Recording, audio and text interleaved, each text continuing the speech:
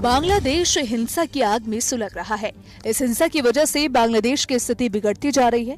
ऐसे में जहां एक तरफ शेख हसीना ने पीएम पद से इस्तीफा दे दिया, तो वहीं दूसरी तरफ सेना ने अंतरिम सरकार बनाने की तैयारी भी कर ली थी। आपको यहां बता दें कि बांग्लादेश में आरक्षण के खिलाफ छात्रों के आंदोलन ने सियासी उठापटक कर दी। शेख हसीना 15 साल सरकार बनाने के बाद पीएम पद से उन्हें इस्तीफा देना पड़ा। सेना ने बांग्लादेश में अंतरिम सरकार तो बना ली और सूत्रों की माने तो शेख हसीना को 45 मिनट का समय दिया गया। बांग्लादेश छोड़कर जाने का यह समय उनके लिए काफी मुश्किल था। शेख हसीना के पास बेहद कम समय था। वो कहां जाती ये सोचने भर का समय नहीं था। उस वक्त उन्होंने भारत की तरफ देखा और भारत को सूचना दी, जिसकी जानकारी विदेश मंत्री ने यानी कि एस जयशंकर ने दी है। जी हां, बांग्लादेश में हुए तख्तापलट से भारत की ओर से कोई बयान नहीं आया है, लेकिन इस घटना पर संसद में विदेश मंत्री एस जयशंकर ने बयान जारी किया। उन्होंने शेख हसीना के हालात के बारे में भी जानकारी दी है। साथ ही बताया कि कैसे 45 मिनट में शेख हसीना भारत पहुंची और अब आगे का क्या प्लान है। बांग्लादेश में जो हो रहा है उसमें भारत क्या भूमिका निभाएगा। जयशंकर ने मंगलवार को पहली बार बांग्लादेश के हालात को लेकर राज्यसभा और लोकसभा में बयान दिया। विदेश मंत्री एस जयशंकर ने सर्वदलीय बैठक में कहा कि शेख हसीना बांग्लादेश की घटनाओं को लेकर अभी सदमे में है और सरकार उन्हें इससे उभरने के लिए समय दे रही है।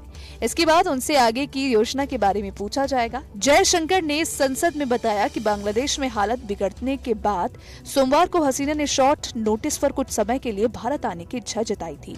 भरोसेमंद पड़ोसी होने के नाते उनका आग्रह मान लिया गया। शेख हसीना के पास 45 मिनट थे। विदेश मंत्री एस जयशंकर और एनएसए अजीत डोभाल को इसकी जानकारी मिली। इतने कम समय में दोनों ने मिलकर दिमाग लगाया कि शेख हसीना को दिल्ली के आईजीआई एयरपोर्ट पर नहीं बल्कि उनके प्लेन को यूपी के गाजियाबाद स्थित हिंडन एयरबेस पर लैंड कराया और सबको चौंका दिया। हिंडन एयरबेस पर 2 राफेल भी एक्टिव मोड पर थे कि अगर कोई हमला करना चाहे तो भारत की तरफ से मुंहतोड़ जवाब मिल सके। हर किसी को लग रहा था कि दिल्ली के एयरपोर्ट पर ही शेख हसीना आएंगी, लेकिन जयशंकर और अजीत डोभाल ने खेल कर दिया। जयशंकर ने आगे बताया कि बांग्लादेश संकट पर भारत की नीति वेट एंड वॉच की है।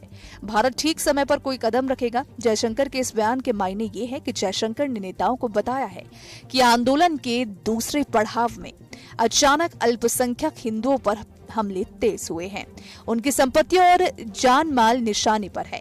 इस संदर्भ में भारत लगातार ढाका के संपर्क में है। भारतीय नागरिकों की सुरक्षा के संदर्भ में लगातार आगाह किया जा रहा है और इस पर भारत कोई कदम उठा सकता है।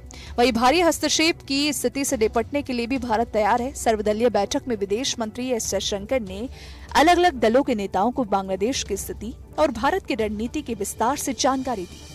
लोकसभा में प्रतिपक्ष के नेता राहुल गांधी के एक सवाल के जवाब में विदेश मंत्री ने हसीना सरकार के पतन में विदेशी साजिश की संभावना से इनकार नहीं किया।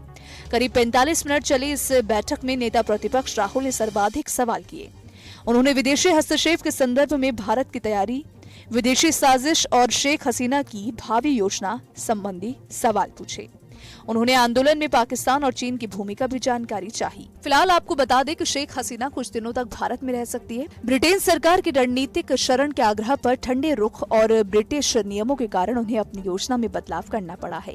केंद्र सरकार ने उन्हें सुरक्षित स्थान पर स्थानांतरित कर दिया है। सरकारी सूत्रों ने बताया कि उन्हें नई दिल्ली से लंदन जाना था। इसकी तैयारी भी कर ली गई थी। नए विकल्प पर फैसले के लिए उन्हें समय चाहिए। तो फिलहाल इस खबर को लेकर आपकी क्या राय है? आप अपनी राय कमेंट सेक्शन में जरूर बताइएगा। वीडियो पसंद आए तो वीडियो को लाइक और शेयर करना ना भूलें। न्यूज नेशन अब व्हाट्सएप पर खबरों के ताजा अपडेट के लिए न्यूज नेशन के इस क्यूआर कोड को स्कैन करें।